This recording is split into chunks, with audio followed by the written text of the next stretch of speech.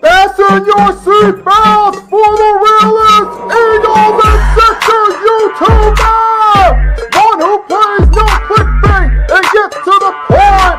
The myth, the legend, Nicky Steez! Come to my channel, you know the deal. Yo, boy, always keeps things real. I'm simply statue, think, and slate, dropping unrealistic man, 2K takes for the clip. Even though cats like that get views closer to the milli, never hear me preach, slip on to Philly. Before you watch the Eagles all the way through to early 22, authentic talk, forget what others do.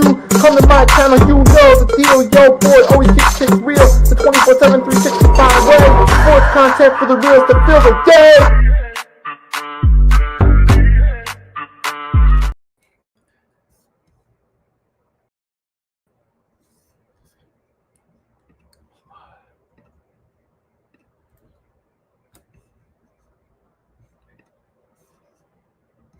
One second, hold on.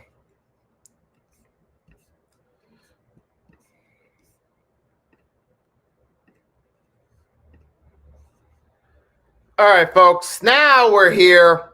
That's my face right there. We live for episode 37 of the 3-Point Blitz. As you can tell, it is a different time of year right now. As you see, we got this on right here. It's going to be, something to change up a little bit. We got Grega in the chat already. And, it's late in December. So that means we got this going. And NFL Week 13 is finished. So if you smell what Nicky Steez is cooking, we're going to have some NFL Week 13 recap on the tap for today. So with that being said, we're going to get right into it in a minute. Going to see how this looks. All right. Got the background. Now, that being said, you might be able to tell it's a rainy day, but let's get into it. It is the holiday season. It's December, hence this right here. And, oh, yeah, that's right, folks. It's episode 37. Doing this, as always, on my channel, the Hardcore Sports Network. So, yeah, without any further ado, we just a minute away. We're going to start this thing off with the rant of the week. Now, I don't know if this necessarily qualifies as the rant of the week because I already roasted the Philadelphia Eagles, particularly their offensive performance against the Chicago Bears. I think this rant of the week's more LOL of the week, but nevertheless, here it is. You guys can decide for yourself if it's a rant or an LOL of the week. Let's get into it. So you guys, some of you guys might not even know about this at all. And if so, that's great. But Kwame Brown is an attention-seeking LeBron hater. You remember back when, like in 2021, Kwame Brown, all of a sudden after years of people forgetting who he was, all of a sudden his name was trending when he went on that rant on Stephen A. Smith, Matt Barnes, and Steven Jackson, the basketball player. Particularly Stephen A., he roasted him. And then for a minute there, people were talking about Kwame Brown and his videos. That was the first time Kwame Brown had ever really shown anything to the public. He showed some charisma and he showed some interest that got people wanting to watch more of his videos. And for about a month or so, he had a nice little spark going with his YouTube channel. For the first time, Kwame Brown was actually relevant in a way people were talking about him in a good way. But as time went along, eventually people realized that this dude was just, they kind of saw what he really was. His act got stale quickly. But now he's ingratiated himself with the LeBron James hater crowd. He's always on YouTube talking smack about LeBron, making it just stupid, bogus points. And I remember I did this early on at the 3-point blitz around NBA playoff time. It was like Cinco de Mayo-ish, somewhere around then when I was still doing it on Mondays. You remember I did a rant about LeBron haters? I did that rant there about LeBron haters. There's a difference between having favorites and being a hater. And Kwame Brown fits that mold of hater who always trashes LeBron with irrelevant talking points. And he's trying to ingratiate himself with that crowd to get views. But let's face it, Kwame Brown is nothing, all right? It's a joke. No, but let's face it, Kwame Brown's biggest contribution in his NBA career on the court was getting in his cardio workouts during the game. Let's face it.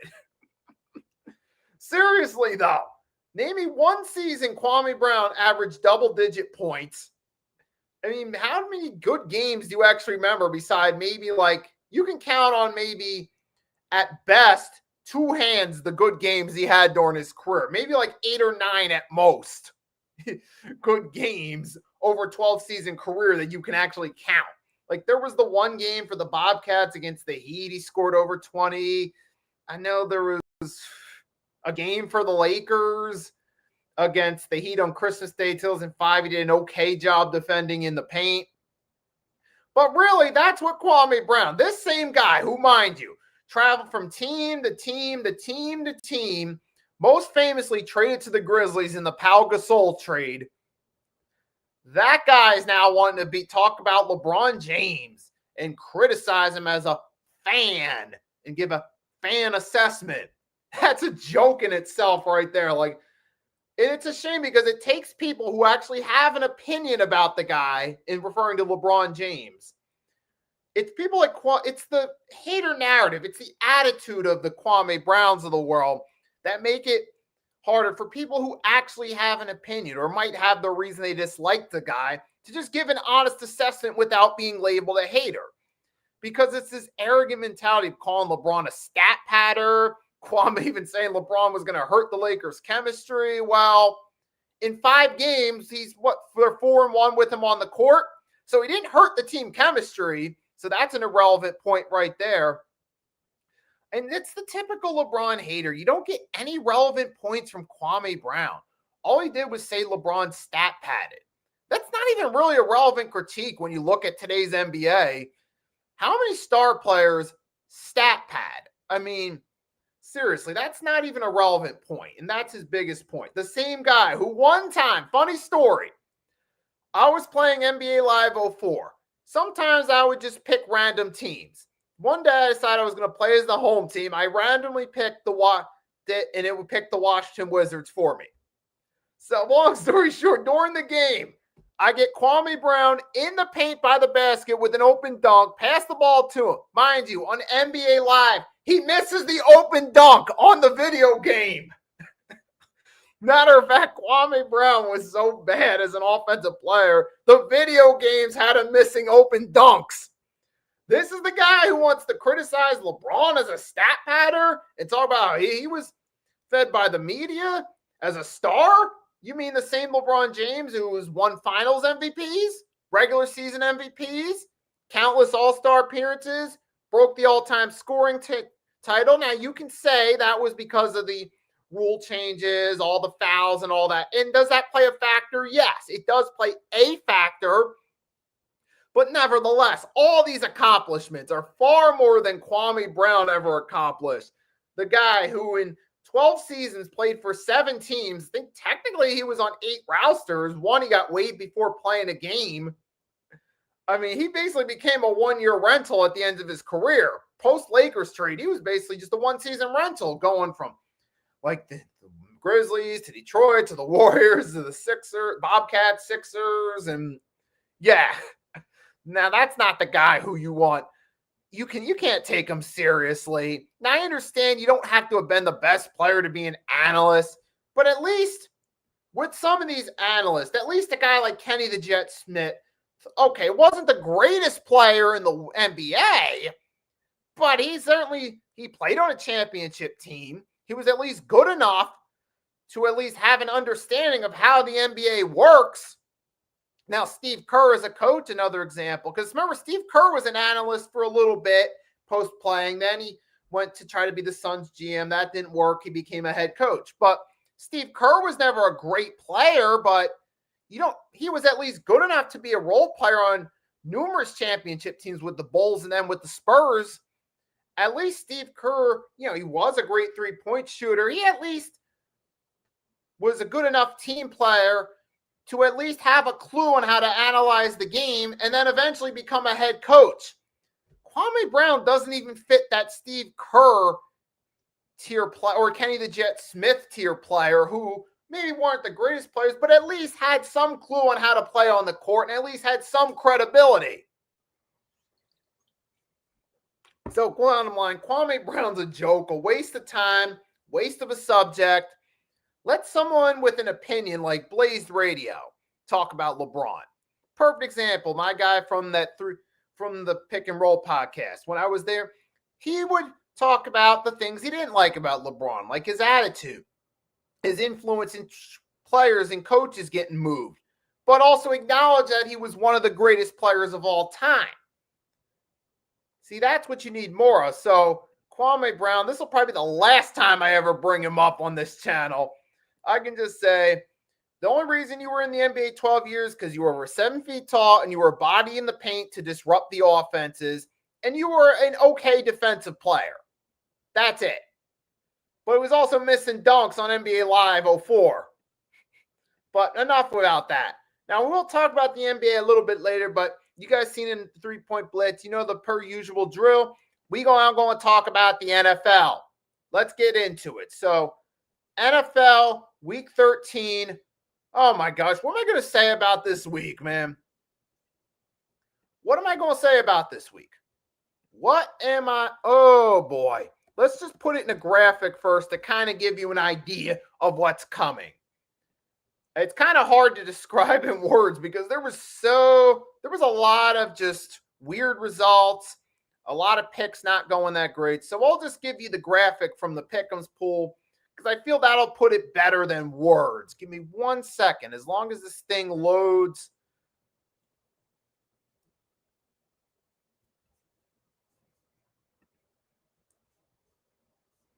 Here we go. 1 minute. This was the train wreck that was my weekly picks, which gives you an idea of how off the wall some of these results were. Because this will do better than words. Look at that. Packers sweep the Lions. Kansas City couldn't even beat Dallas. The Bengals beat the Ravens. Now the Bears, Eagles. Okay, I did predict that. Oh, Buccaneers, they did win, but they almost let them off the hook. Colts have lost 2 straight. Okay, that was consistent. Expected. Panthers beating the Rams. The Jets beating the Falcons. Expected. All of a sudden, Buffalo plays strong again. But look at the score here. Look at the score. Look how close this was. Look at this, 10-2, 3-9. You'd think a game like that would have been a blowout, right? And then, all right, this was more expected by team records. Okay. But for the most part, this felt like an episode of The Twilight Zone. It was like, what the hell is going on with the NFL this week?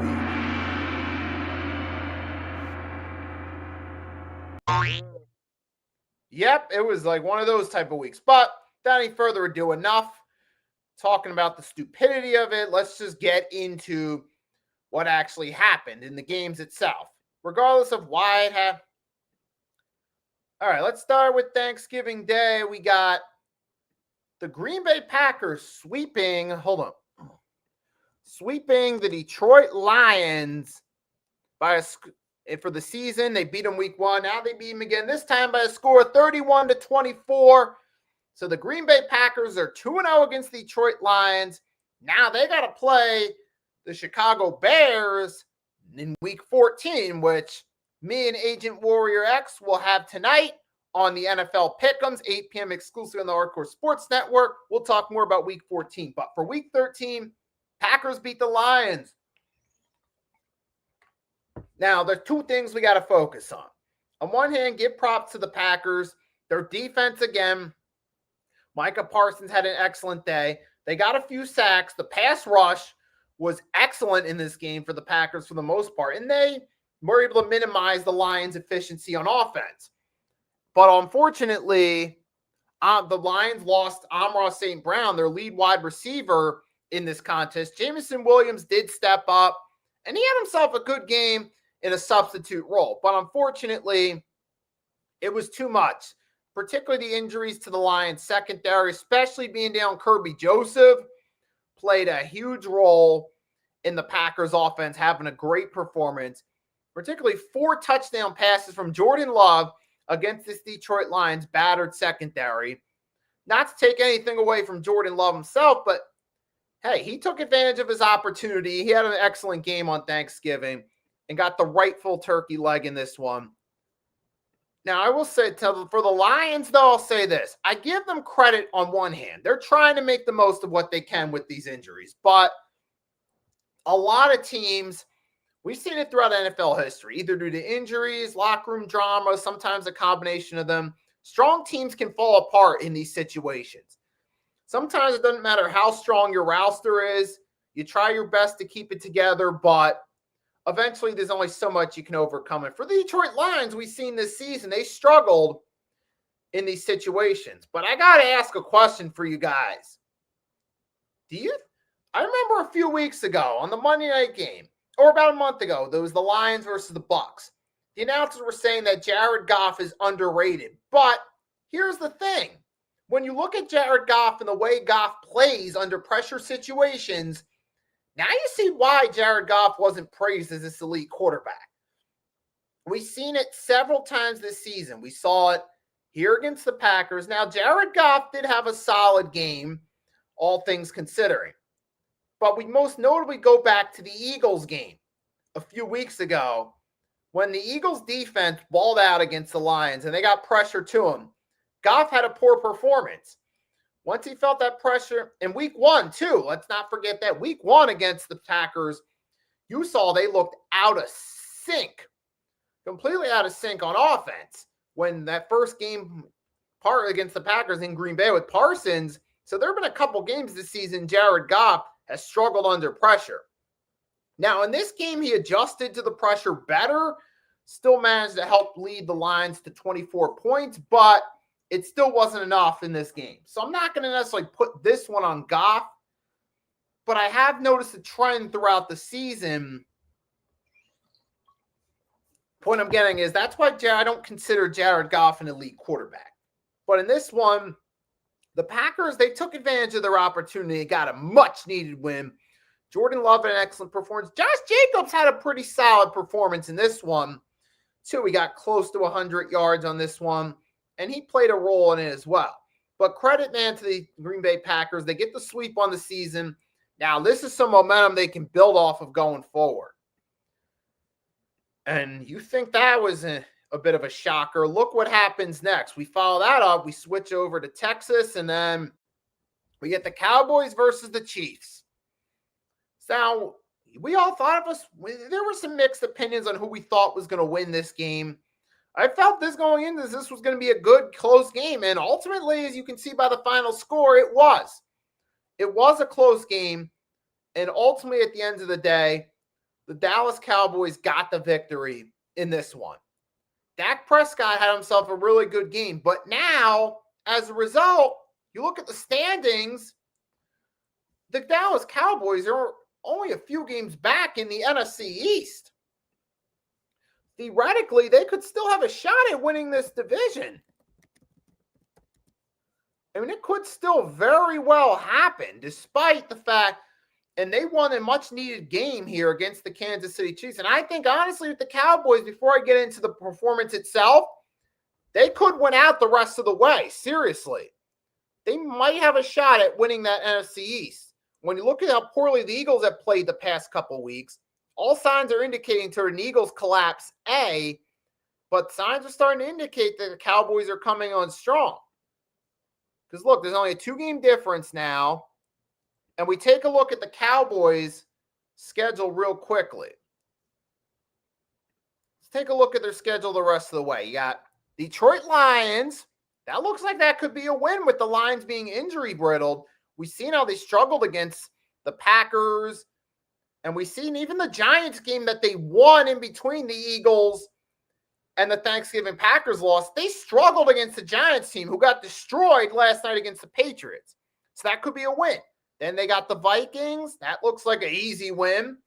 Chargers, that could go either way. Then you got the Washington, looks like a win. The Giants looks like a win. That could be 6, 7, 8, 9, possibly 9 wins. Maybe even 10, and they could win out if they beat the Chargers. But that would be 7, 8, 9, 10 wins, maybe even 11. So you could be talking about a Dallas Cowboys team that has 10 wins on the season, and with the way the Eagles are playing, they could win out the division.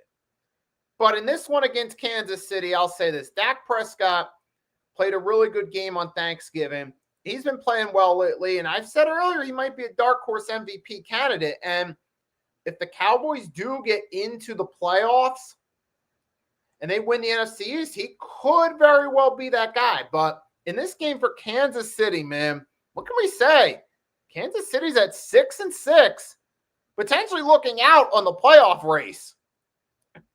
Now, it's crazy to say that. We always say Kansas City's the new Patriots. You can't count them out. You can't count them out. In some ways, that may be true.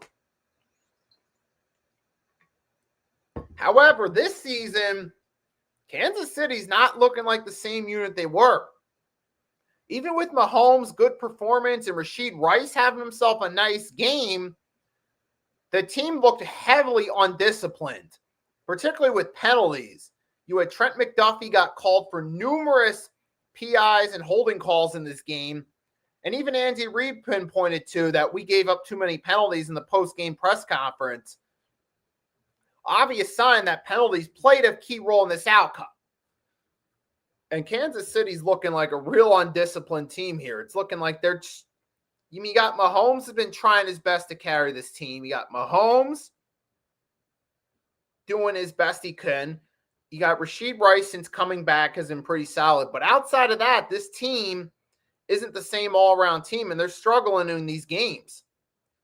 And now the Cowboys are getting hot at the right time of year. Dak Prescott, like I said, has been playing really good lately. If you look in this game particularly here, he had 2 TDs, 320 yards. Against the Eagles, again, 2 TDs, over 300 yards. Against the Raiders, he had 4. Now, granted, you could say the Raiders game, yeah, that was the Raiders. But Dak Prescott has been having an excellent streak of games here where he's been doing solid. And he's even had a few rushing touchdowns in this streak as well. So say what you want to say. Say what you want to say about the Cowboys. We like to laugh and make fun of them, but I got to give them props where props is due. They're looking like they could have potential to win out. And in this game, they played a solid game against Kansas City, whereas Kansas City looked very undisciplined. You had, like I said, Mahomes and Rice did their best they could to keep them in this game. Mahomes had 4 TDs. Kareem Hunt just couldn't really get going that much. Like I said, but really, you take Mahomes and Rice out of this game, it's a blowout. It's a blowout. But those guys kept Kansas City in this game. And fortunately for them, but if you take them out, so yeah, I got to say this. Kansas City has a lot of work too. They can't just rely on Mahomes and Rice to carry the way. They need more than that. Xavier Worthy's done all right. And Travis Kelce's still decent, but he's not playing the star level anymore. He's kind of taken a bit of a step back, I feel like. He's more focused on his upcoming marriage, more focused. He's starting to get focused a little bit more on life after football. Obviously, we know that. So Travis Kelce, as great as he's been for Kansas City throughout the years, he's becoming more of a role player than he is an elite tight end at this point. So Kansas City has some changes they got to make going forward. And they're going to have a tough stretch with the Chargers and Broncos breathing down their neck. And I'm going to say, I don't think Kansas City makes the playoffs. I don't. And speaking of the AFC, now this next game was the ultimate Twilight Zone game. I'm really trying to figure this one out right here. This one, really weird. What is up, Mitch? Mitch, what is up? My guy, Mitch, my most loyal supporter since I started here on YouTube, stopping by. Episode 37 of the 3-Point Blitz. And what am I going to say? This is the Twilight Zone game right here, folks. This right here. Now, I get Joe Burrow was back, and we clearly saw the Bengals offense looked better with him in the lineup. But we did not expect the Ravens to come out flat and only put up 14 points. Expectations we had going into this one were that it would be a high-scoring game and that the Ravens would win, or maybe the Bengals would win in a close one if their offense really clicked. But we were thinking that would be more of a 40-37 final score, not 32-14 with the Ravens offense looking abysmal. I don't know what happened. Did Lamar Jackson get in the giving spirit for Thanksgiving and give the Bengals defense confidence? Because I have a hard time trying to find a reasonable explanation for why they were so awful in this game on offense. I mean, I get the Joe Burrow being back and the Bengals offense playing better, but Lamar Jackson throwing awful picks, getting sacked a couple times. This team just giving, Ravens they went in the giving spirit and practically gave the Bengals a win. 4 fumbles total as a team, so that's 5 turnovers. 5 turnovers against the Bengals defense. I'm trying to figure this one out here. Did somebody go into Madden and hack the game and put it on force win for the Bengals? Seriously, what happened? Because this just doesn't make any sense to me whatsoever. I mean, the Ravens offense was horrible. Horrible in this one. On a serious note, they got way ahead of themselves in this one, thinking that they're 6-5, they're in great standing. You notice when the pressure was on, the Ravens all of a sudden started to do a nice little mini turnaround. They started winning some games. They got back into contention. They won 5 straight.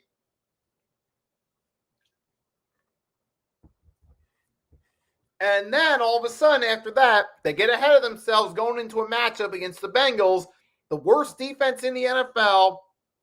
But ultimately, you got ahead of yourselves and you let the Ravens you let the Bengals beat you, have a great performance. Now the Ravens got to play the Steelers, both teams at 6-6. Yikes. Now, I will say this. Before I completely crap on the Ravens offense for coming in underprepared in this game at home and letting their fans down, I got to say this. Joe Burrow, first game back, 2 touchdowns, 261 yards. Not great, but hey, it was his first game back. He had to shake off the rust a little bit. And fun fact, Burrow's had 3 starts this season. Bengals are 3-0 in those starts with Burrow, but 1-8 without him. And that raises the question of what would have happened if Joe Burrow didn't get hurt? And that reminds us that's been the big Achilles heel for this team is Burrow staying healthy. So this game ultimately reminds us that, the Cincinnati Bengals' biggest problems is Joe Burrow staying healthy and their defense.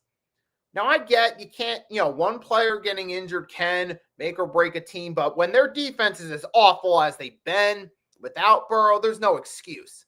Even last season, you remember, they lost a lot of high-scoring games. You were almost guaranteed shootouts with the Bengals every week. And that was with Burrow healthy a full season. So I can't contribute that part of the problem to Burrow. The problem is when he's not available on offense, they don't have enough. Flacco got a few games. He did okay, but it wasn't good enough to lead this team to wins. Burrow in his 3 starts has won all 3 games for one reason or another, whether it was the strength of the schedule, Burrow doing good enough as a team, him having that chemistry with his receivers that other quarterbacks don't have. He's able, his leadership in the huddle is able to push the team in a way that other QBs can't.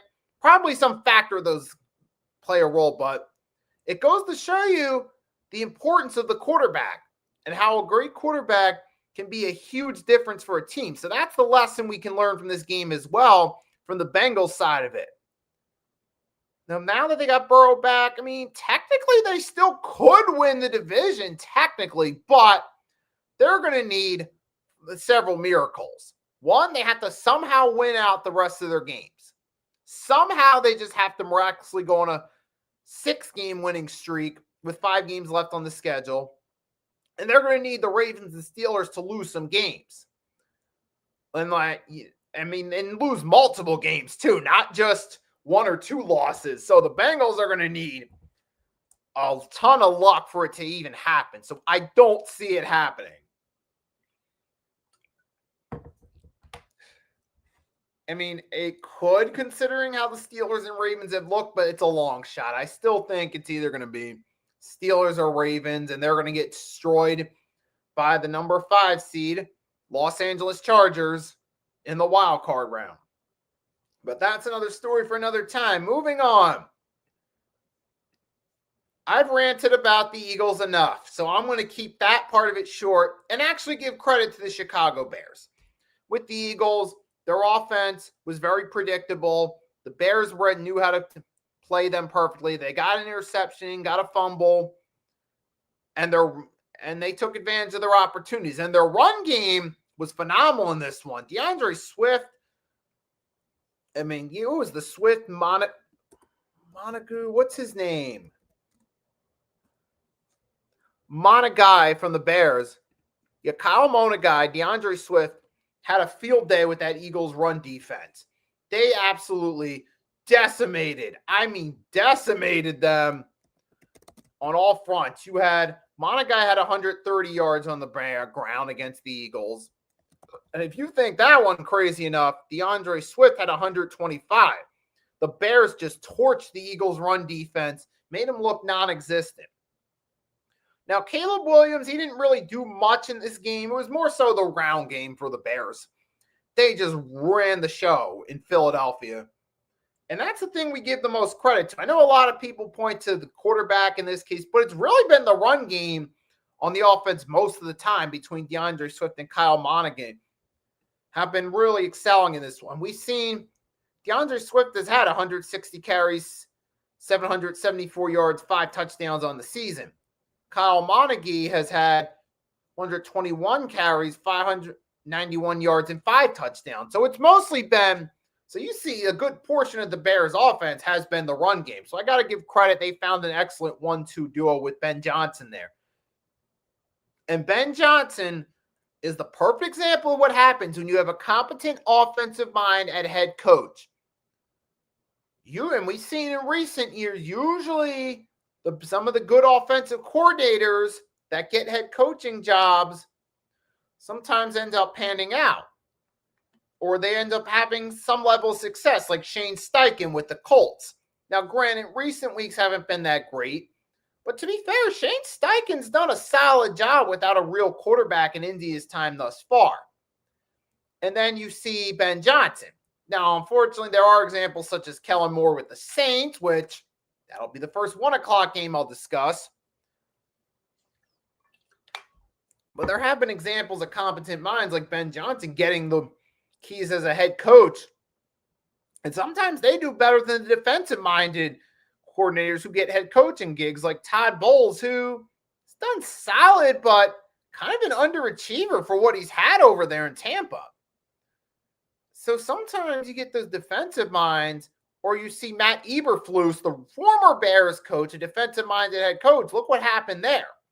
Or see Vic Fangio or Vance Joseph with the Broncos. When you bring in a guy who's more offensive-minded, in the Broncos case, Sean Payton, for example, see how that helps a team turn around. Or Jim Harbaugh for the Chargers.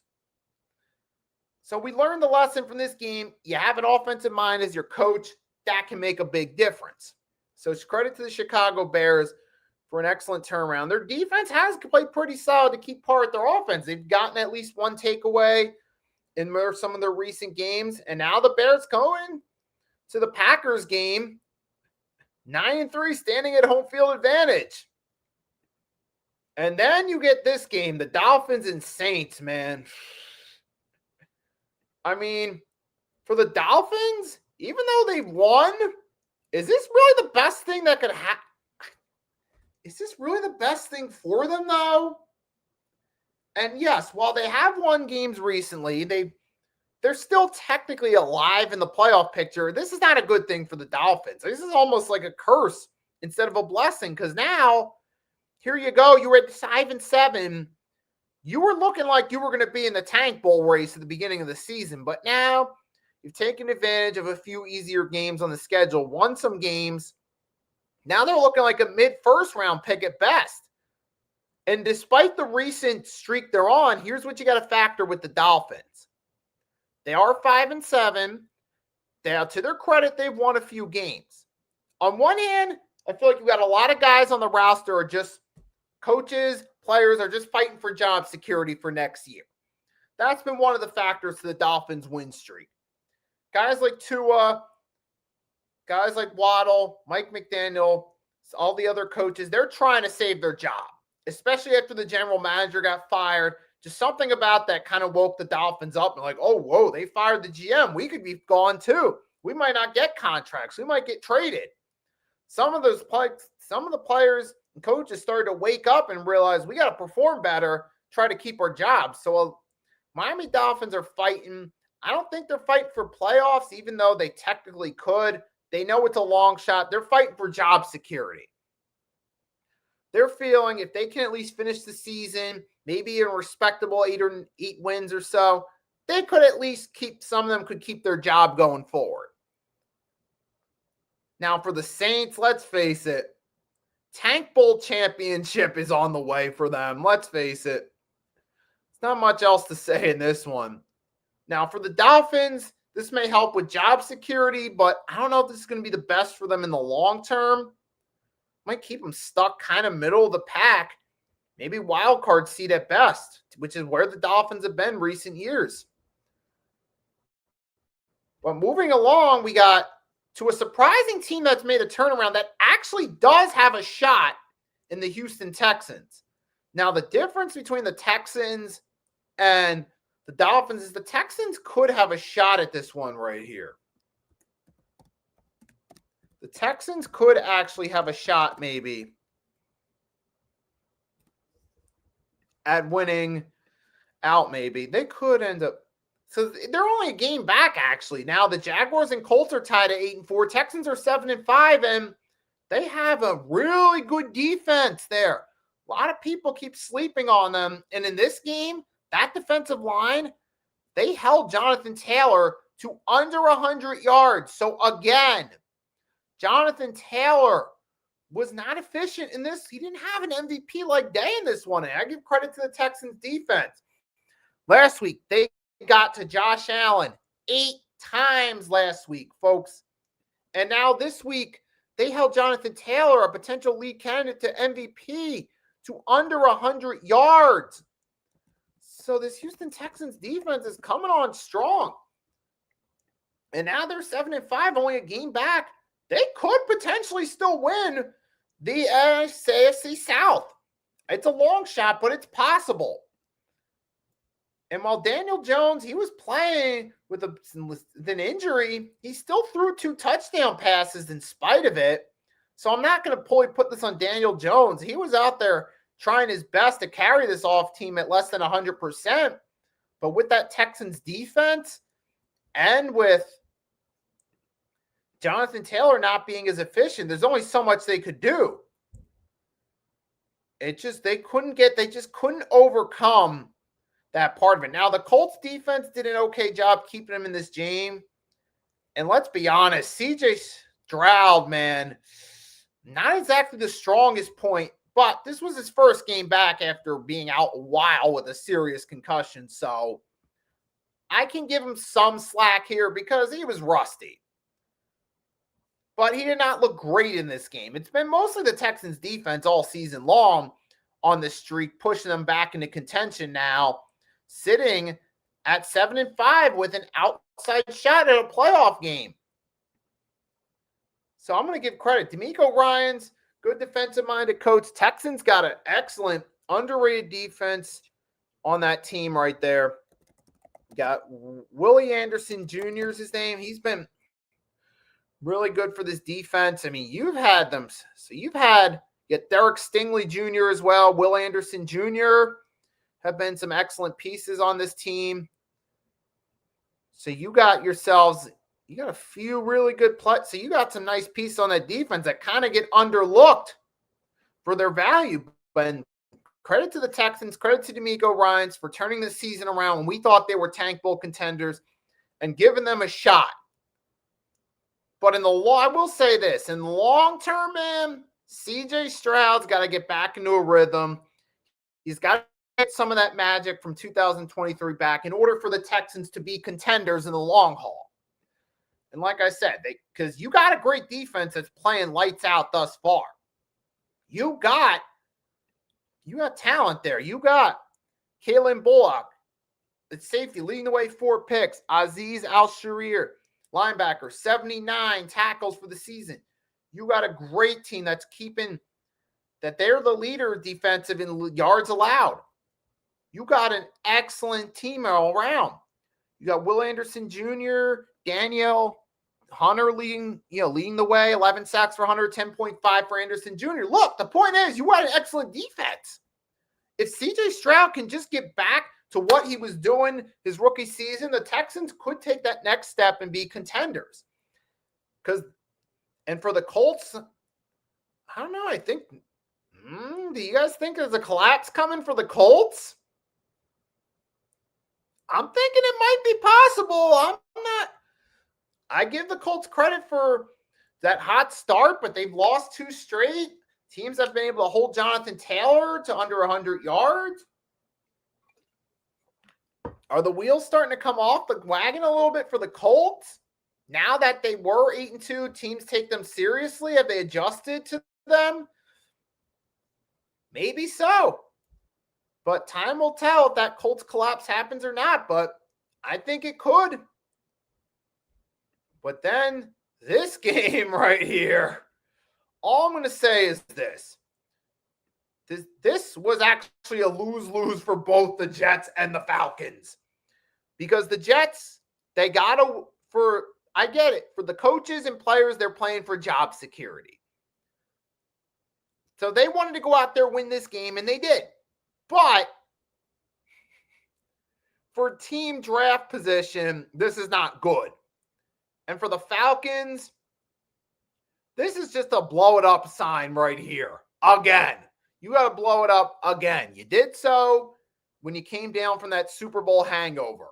Now, it looks like a few years later, you're going to have to blow it up again.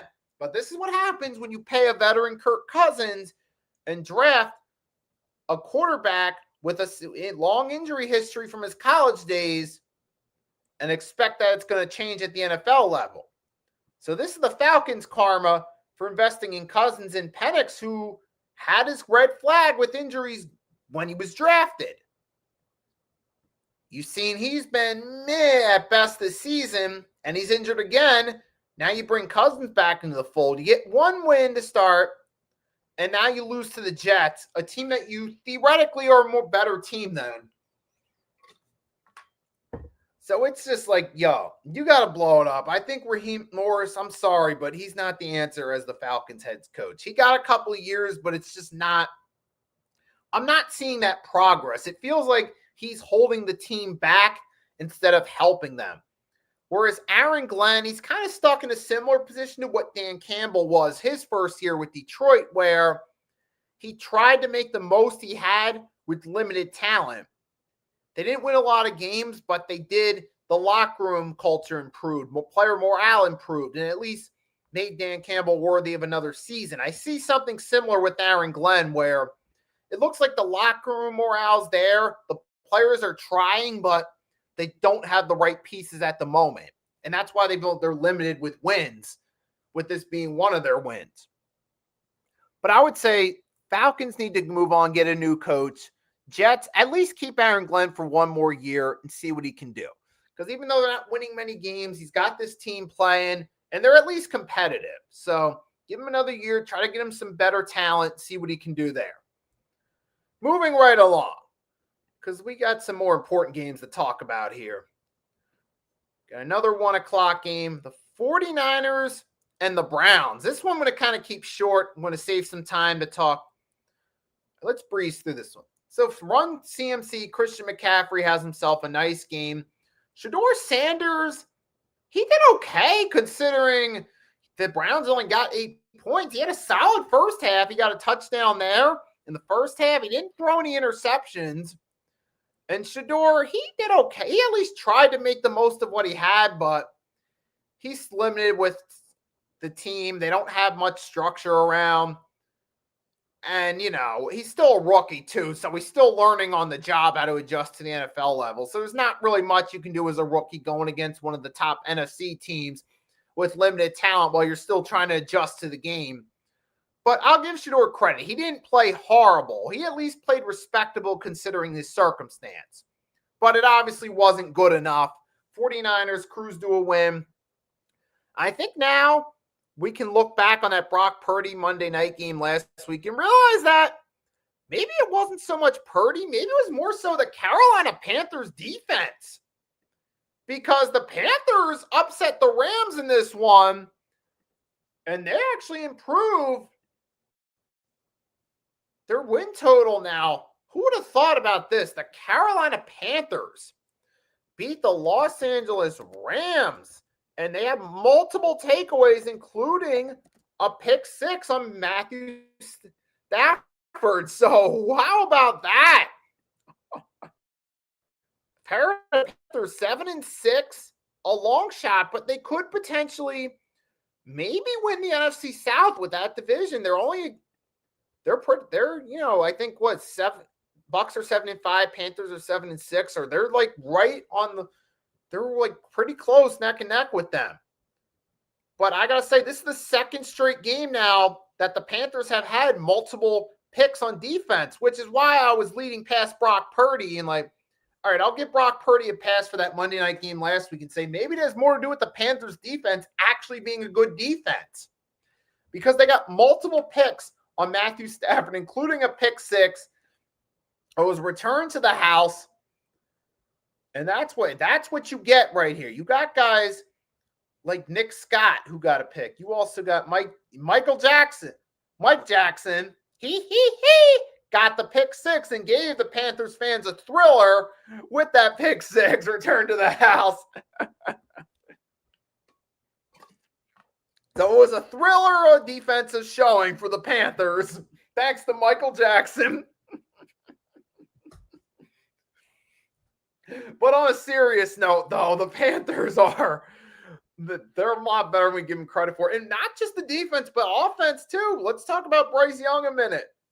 Bryce Young was 15 for 20, 3 passing touchdowns. And Bryce Young, I'll say this. Well, he's not the best quarterback in the league. He's certainly improved from his rookie season because he was looking like he was going to be the worst QB of that 2023 draft class. He was looking like it was going to be between him and Will Levis to see who the biggest bust was. But last year, he had a positive TD to INT ratio and at least proved he's worthy of another season. And this year, okay, maybe not a great season, but he's at least having a good enough season not to screw them over and cost them games. Bryce Young, he does have 18 TDs to only 19 INTs. So he's at his high for career touchdown passes. Now, I think it might be because maybe he's on a contract year, but he's out there proving himself, at least trying. Oh, he's still got one more year on his rookie deal. So this is not his contract year, but he's playing like it. He's not playing great, but he's playing with some more confidence. It looks like he's developed chemistry with the team.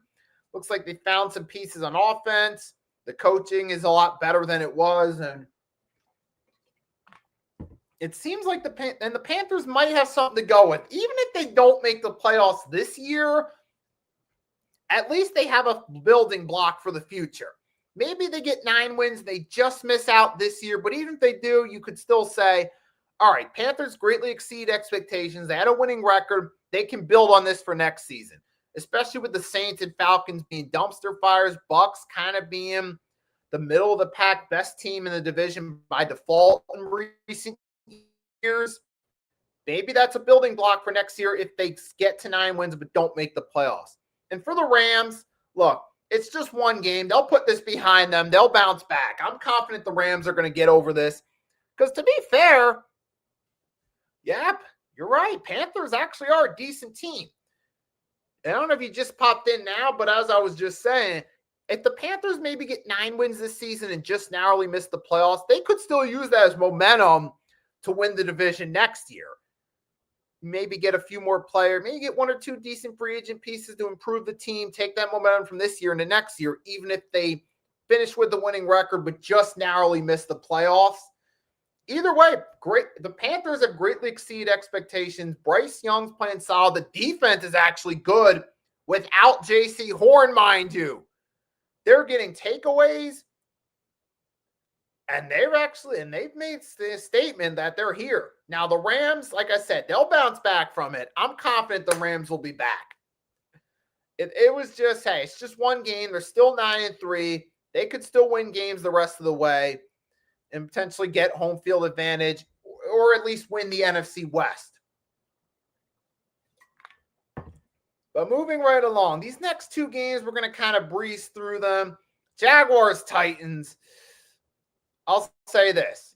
On one hand, you beat the Titans. On the other hand, it's nice to have a more competent mind at coach for the Jaguars, which they have, and Liam Cohen, and they did what they're supposed to do, beat an easy team like the Titans, remind people why the Titans were the worst team in the league last year, looking like they might retain their Tank Bowl title this year.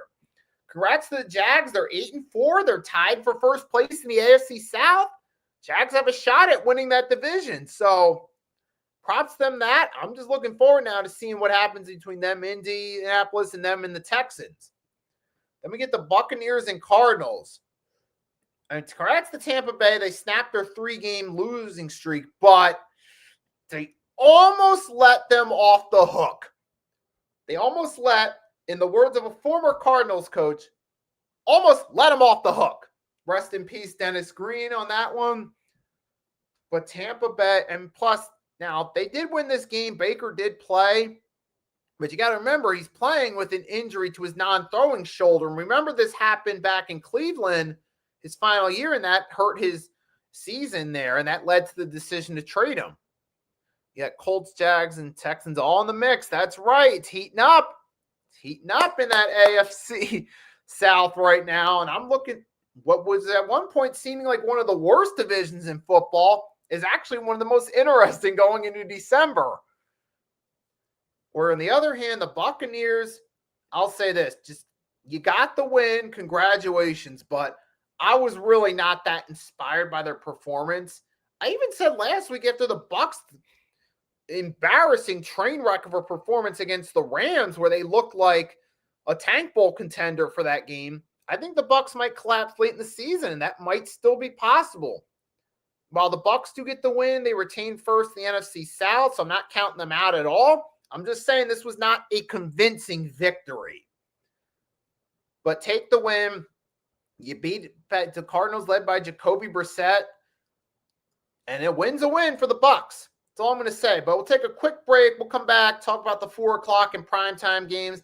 Then we'll talk a little bit about the NBA, preview the NBA Cup semifinals. Even though it is a week away, we'll just do a little mini preview about the games I'm most excited for. So we'll be right back. Stay tuned.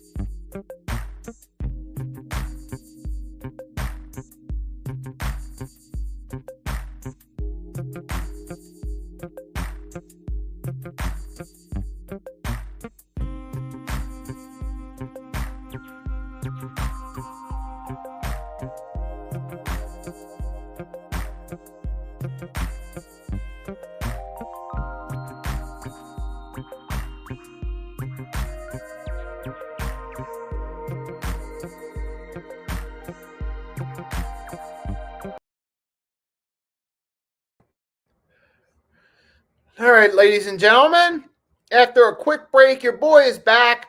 We ready to keep this bad boy going. We talked earlier about the 1 o'clock games. Now it's time to dive into the evening games. This one's going to be a breeze. The Seattle Seahawks beat the Minnesota Vikings by a score of 26-0. I mean, look, I know that the Vikings have had unfortunate luck at the quarterback position, and that's been one of the main reasons they've fallen to 4-8 on the season. But this was an abomination. This was Christian Ponder. This was like hacking into Madden 12 or Madden 13 with Christian Ponder as the starter and turning his abilities down. This is like someone went in, hacked the roster in one of those old Madden games with Christian Ponder and took his limited abilities and made him worse overall. I mean, Jesus Christ. This was even worse than Christian Ponder, for God's sake. I mean, this might end up being, I know that they were down to a third string quarterback, but they were starting a quarterback nobody ever heard of before. A third stringer by the name of Max Brosmer. I mean, this performance right here, 4 INTs. This was like Connor Cook versus the Houston Texans in the wild card round in 2016 level bad. This was, I don't know, maybe not Nathan Peterman versus the Chargers level bad, but you get the point. Max Brosmer was awful with 4 picks, including a comical pick 6 to Ernest Jones, where he was literally on the verge of getting sacked. All you had to do was just fall on the ball without taking the hit, or just take the sack and get up. I mean, or just throw the ball to the sidelines. Any of the other 3 options would have been better than what he did. He was on the verge of getting hit. He just throws the ball without being able to see what's coming. All he's going to see is the ground when he's getting tackled. And then he ends up throwing the ball before he gets hit just to get rid of it and throws a horrible pick 6 to Ernest Jones. And credit to Ernest Jones for making the play and returning the ball to the house once he got it. But at the same time, what a horrific throw by Brosmer. Dude, I mean, I get it. He's a third stringer. He's there because he's the emergency quarterback. I get it, but this was just awful. And even Justin Jefferson looked like he didn't even want to be there. That's insane. How do you hold Justin Jefferson to 2 receptions and 4 yards? I can't believe that. That's just, and I don't mean to take away from the Seahawks, who are a contender in the NFC, who are sitting at 9-3. Rams have the head-to-head tiebreaker at the moment. Seahawks would be the 5 seed, so I give them credit. But at the same time, this was just such an awful performance by the Vikings. This, with all due respect to the Seattle Seahawks, is a lot more about how horrific Max Brosmer was than it does the Seattle Seahawks. It just says that the Vikings are so horrific. A good team like the Seahawks could shut them out and barely have to try much. They could just use this as an easy win to get ready for harder games. That's all it is to say. So, man, perfect way to cap off the Thanksgiving weekend for the Seahawks. Horrific performance by the Vikings. See, Kevin O'Connell can't fix everything, all right? Next. All I'm going to say, don't be surprised if you never see Max Brosmer again. Moving right along. This is a game where there was a similar trend for one team. Let's just get that part out the way. The Pittsburgh Steelers, man. Remember we thought Aaron Rodgers would do better in Pittsburgh? Well, I mean, yeah, he has done better in Pittsburgh. But at the same time, what has he really done? Look, Aaron Rodgers is just hang it up, man. Hang it up, man. I know. I mean, look, he's had moments where he's played better. He had a nice opening game against the Jets. He's had a few decent games. He had decent games against the Bengals' trash defense. I get it. But Rodgers needs to hang it up, man. He looked awful in this game. He gave up a sack. He was only 10 completions on 21 attempts. They couldn't even really get Jalen Warren and Kenneth Gainwell going. And Kenneth Gainwell helped keep them competitive against the Bears, but in this one, nothing. And Mason Rudolph actually came in for a play, and he threw the interception. And there was a lost fumble, too. It's like the Steelers, you would have thought with the Bills, I thought their secondary was shot and that maybe, all right, maybe they could have a decent game against them, but nope, nothing. Going for the Steelers, just awful. At this point, if they do finish with a losing record, maybe that could be the one thing the Steelers have actually needed to get better in the long term, because this one-year quarterback rental, relying on your defense to carry the team, isn't working anymore for the Steelers. It's not. And even if they win the division, which would be the worst thing possible at this point, all they're going to do is go one and done and flame out against a good team. If so, they're just going to get the 4 seed and flame out to the 5 seed, whoever that may be, most likely the Chargers or the Jaguars or Colts or one of those teams. It's not going to do them any favors. And Josh Allen in this one, okay, he continued his streak, got another touchdown run and a touchdown pass. He's the all-time leading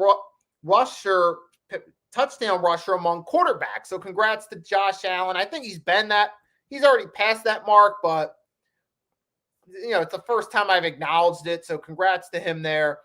Congrats to the Bills on getting a much-needed win. They're at 8-4, and that does help them keep pace. Or there's another team right there. The Buffalo Bills could get the number 5 seed, and we could get a rematch if the Steelers somehow win that crappy AFC North. And we could see the Bills beat the Steelers in Pittsburgh. But back to the point here. Buffalo got a much-needed win. They keep pace in a loaded wild card race now. It looks like the Patriots most likely winning out that NFC East. Then you get, outside of that, you got like the playoff mix. You got right now, the Colts are technically first. Jaguars would be a wild card. Bills would be a wild card. And the Chargers would all be wild cards right now. So that's going to be a loaded wild card race. You're going to possibly have a team in the AFC South maybe finishes with a winning record that don't make the playoffs. But the point I'm getting at is Buffalo got this much-needed win because it's a loaded playoff race. And also it helps because the Chargers won against the Raiders.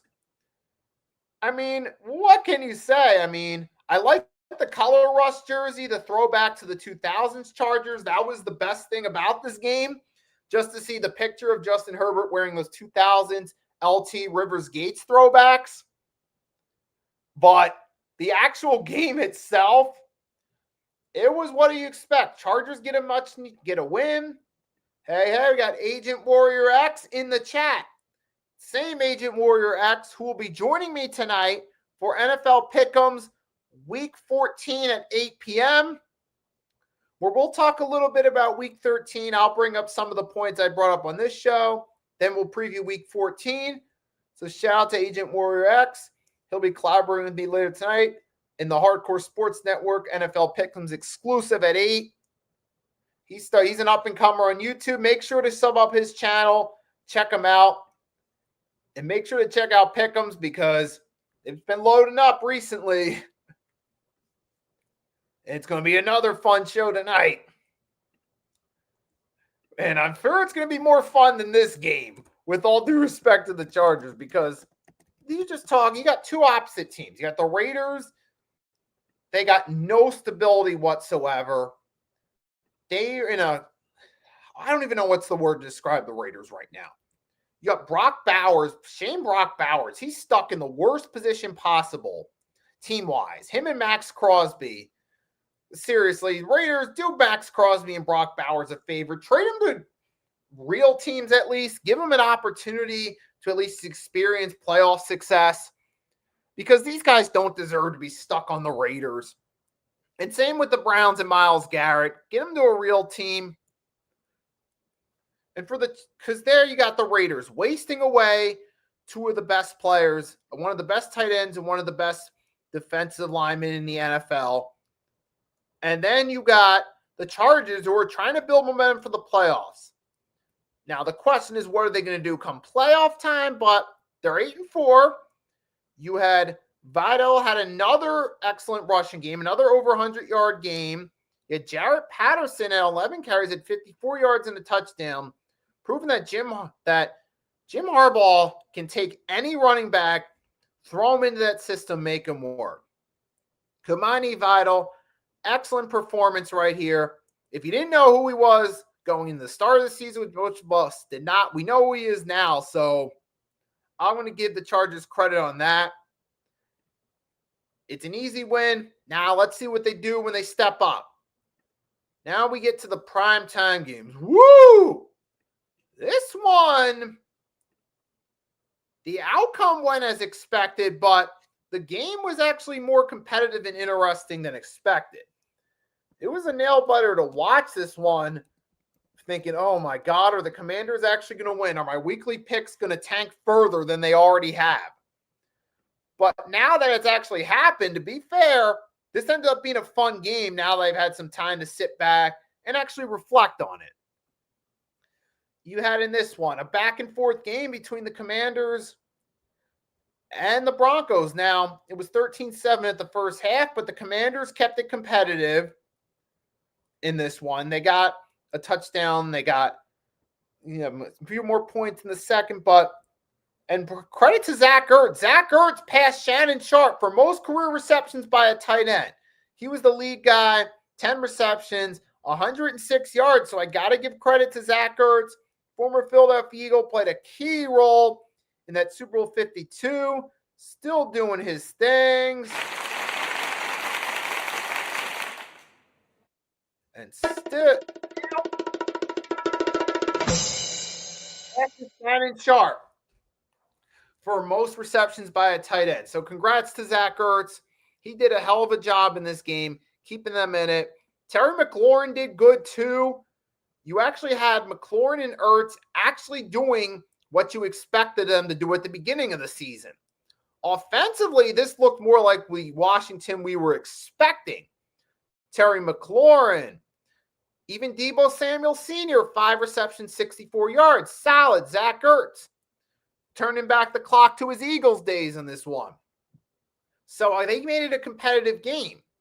But the Broncos, hey, they've been practicing this for weeks, winning games. Commanders have been fighting for the Tank Bowl. So ultimately, when it was all said and done, the Broncos were going to get the win and take care of business. In this one, you had Bo Nix.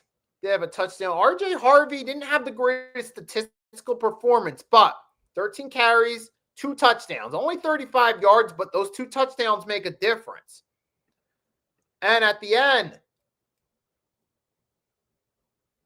it all boils down at the end to Nick Bonita being the hero for the Denver Broncos, getting that swat on the 2-point conversion that would have won the Commanders the game without him.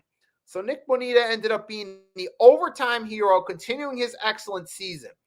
So even in one of the least impressive Broncos defensive performances, they still found a way to take care of business. And we got Chad in the chat. What is up? Oh, we're got the whole crew stopping by in the chat today. The Hardcore Sports Network too. My compadre on Pick'ems, Agent Warrior X. They're all stopping by.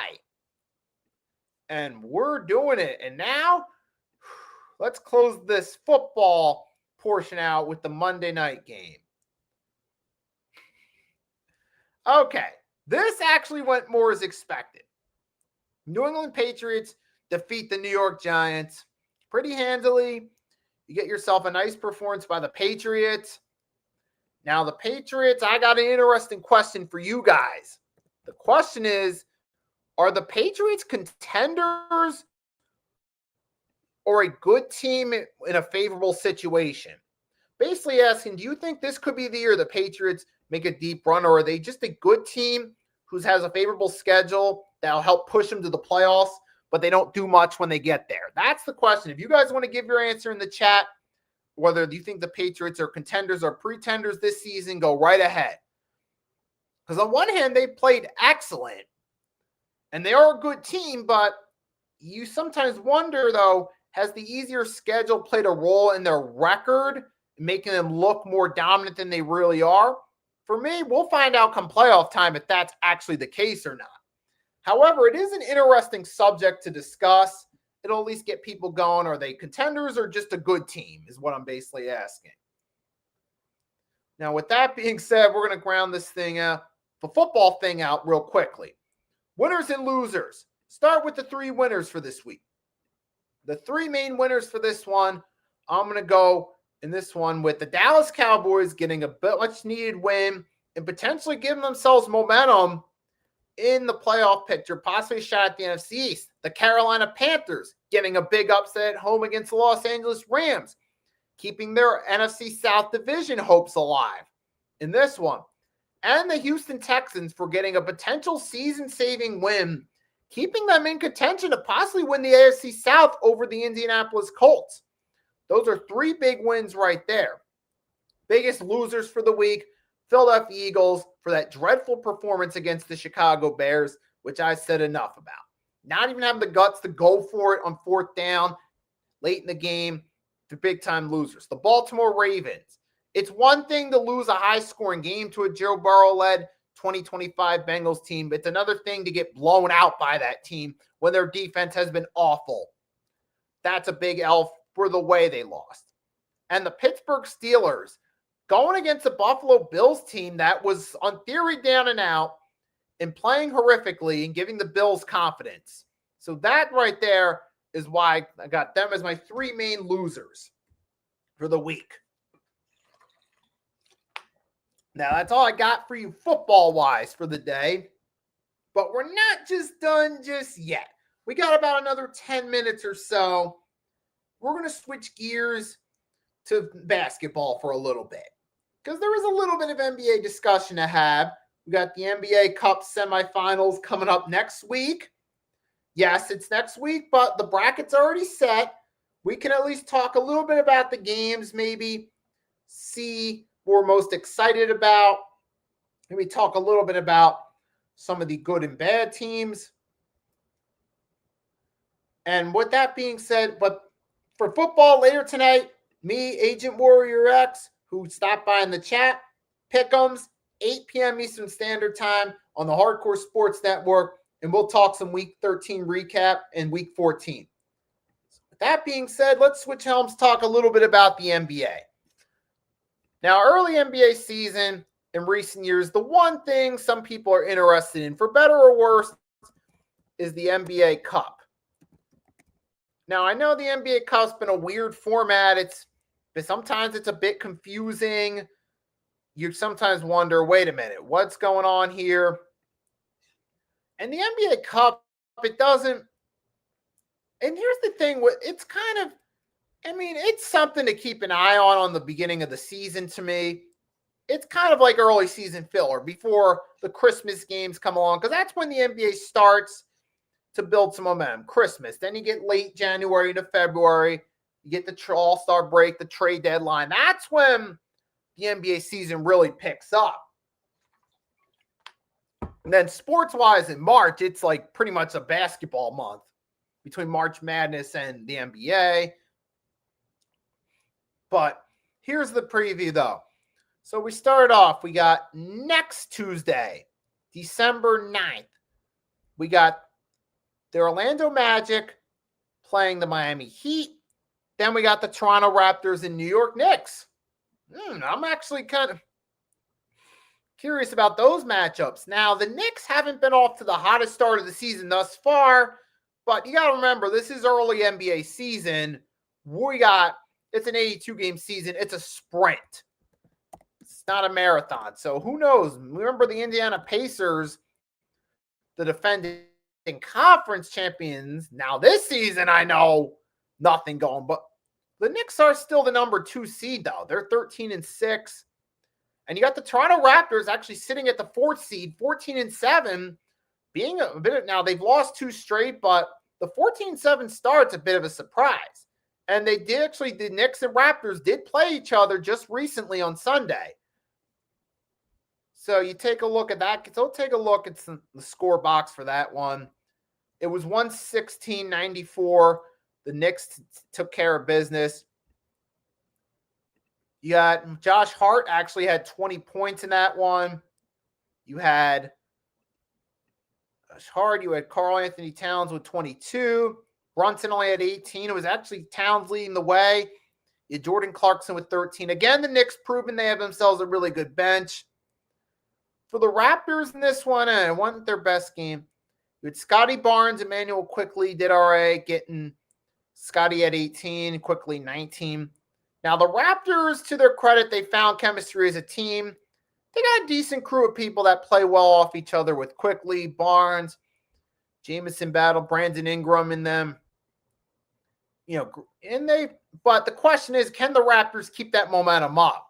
So I'm curious what's going to happen in this one right here. You can also see what the Raptors do in the next week or so. And then you got out west, the Lakers and Spurs. That's going to be a fun game. That's another one I'm looking forward to, too. That's going to be next Wednesday, December 10th. I'm looking forward because I want to see how the Spurs match up because this is their first year. This is their first winning year in a while. And their year, they might be looking like dark horses in the West so far. Now, I want to see how they match up against that Los Angeles Lakers team that's been lights out with Luka Doncic leading the way. They're 15-5 on the season. You have Luka and Austin Reeves have been playing excellent for them. And the Spurs, man, they've taken that next step. They actually beat the Nuggets on Friday, 139-136, to make it to the stage in the Cup. In that one, you had Julian Champagne, if I'm pronouncing that right, at 25. Devin Vessel scored 35. Dylan Harper even had 11 points, and he had 3 steals as well. And Keldon Johnson had 14. You had a pretty solid game from these guys, and this was without Victor Wembanyama. They found a way to beat the mighty Denver Nuggets. So we see this year the Spurs are actually a good team. I want to see what they do against the Lakers, one of the contenders in the West. So that's going to be a fun game. OKC versus Phoenix. That should be an OKC domination. I mean, Phoenix has been playing better than expected, but I feel like eventually the wheels are going to come off later as the season goes along. Magic are a decent team, but they're just missing that spark. And while we're still on that subject, we'll kind of switch the helm now, maybe talk about the NBA early season while we're still here. But those are some of the matchups next week. That's a week away. Early NBA season, I say this. Obviously, the Toronto Raptors are a bit of a surprise. The Golden State, they're a surprise. The Denver, you got Detroit Pistons. They were a good team last year. They made the playoffs, but them being in first place in the East is a bit of a shocker. Now, the Knicks, they kind of seemed a little bit out of it at first, but they've won 4 straight games. So that streak, they were 9-6. Now they've won 4 straight. You can forget about that. But the Miami Heat now sitting at 14-7 is very interesting. How they, along with the Toronto Raptors, and you know what it was? They got Norman Powell. That trade for Norman Powell helped play a big role. And you see the Clippers this season without Norman Powell, who all intents and purposes got snubbed of his first All-Star honor last year. Now the Clippers are sitting at 14th in the West, 15-6, trying to rely on Kawhi, Harden, and CP3 in limited minutes to carry this team. I mean, you got Zubac in there, but that's not enough. Clearly not.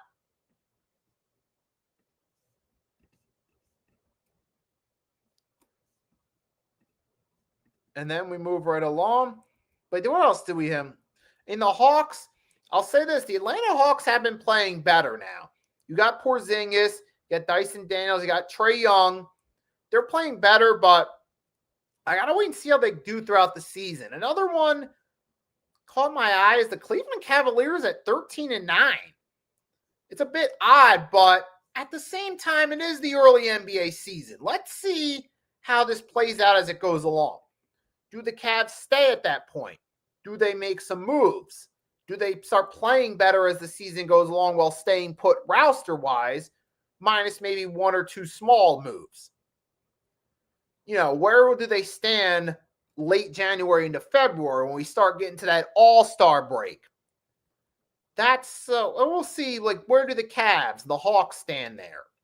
Do the Heat continue this momentum? Do the Raptors continue this momentum, or do they collapse? It's a lot of key questions here, but so far this season, the big highlight's been SGA, looking like he's on verge of having another MVP season. Luka putting up a case, potentially MVP.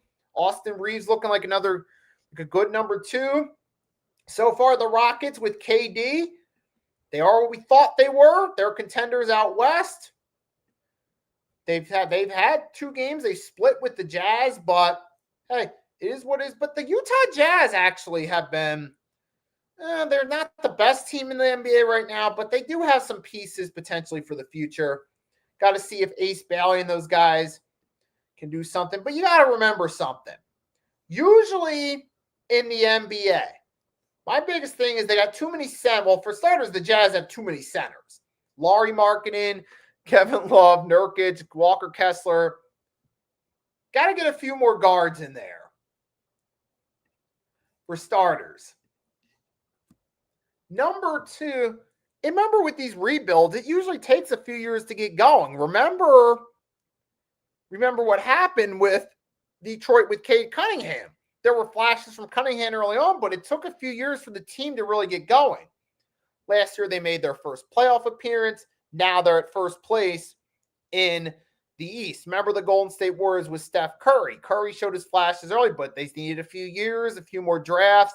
Get Clay, get Draymond, get Iguodala to be a role player, get Sean Livingston, Harrison Barnes, and then the ball got rolling. So sometimes it takes a few years for these teams. Let's say the same with Dallas with Cooper Flagg. Look, it's his rookie year. You don't got much going. This is what happens when you don't get a haul picks in return when you decide to trade your superstar player literally in the middle of the night. But at this point, man, it's kind of just rambling on a little bit, so I'll end it there. Before we rambling too much. But trust me, once we get next week, when we actually have the NBA Cup games, when we're actually previewing them, we'll have more to talk about. And then with the results rolling, we'll have more to talk about. And then come around All-Star trade deadline, you're going to see the basketball content pick up on this show. So that being said, Arku, Agent Warrior will be joining me tonight. Chad, Mitch, Grega, everyone that stopped by, thanks for joining me in the chat. Hope you have a great rest of your day. If you don't catch Pick'ems on the network at 8. That being said, until next time, it's your boy signing out. Make sure to drop a like, subscribe if you haven't. Catch you next time.